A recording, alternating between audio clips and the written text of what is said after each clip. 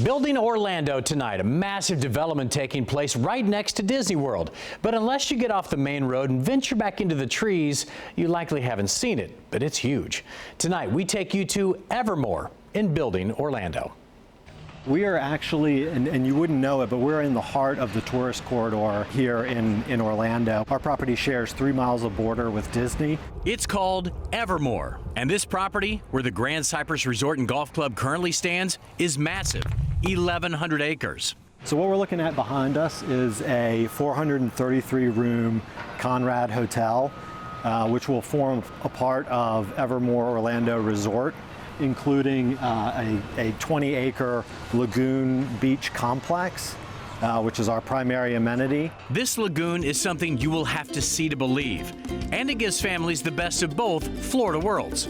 The conundrum has always been, if you're going to go to Florida, do I want to go to Central Florida and the attractions and all the things that there are offered there, or do I want to go to the beach? And now you don't have to make that choice, right? From a marketing standpoint, it makes sense. You spend a few days at the theme parks, and then you spend a few days on these crystal clear waters, and you don't have to change resorts. Think Bahamas, think Maldives, and then we'll have all sorts of activities around and on top of the water.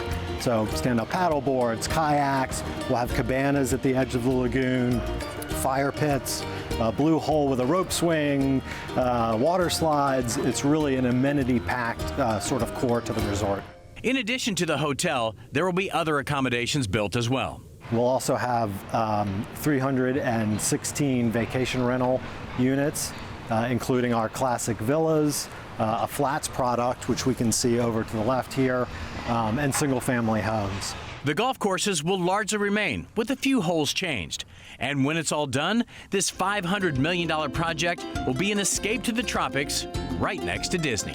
It is going to look like sort of a tropical oasis, very modern in architecture, except for the classic villas, centered around this beautiful crystal lagoon with activities all over. So it really has an oasis feel to it, and you really wouldn't know that you're in the heart of it all.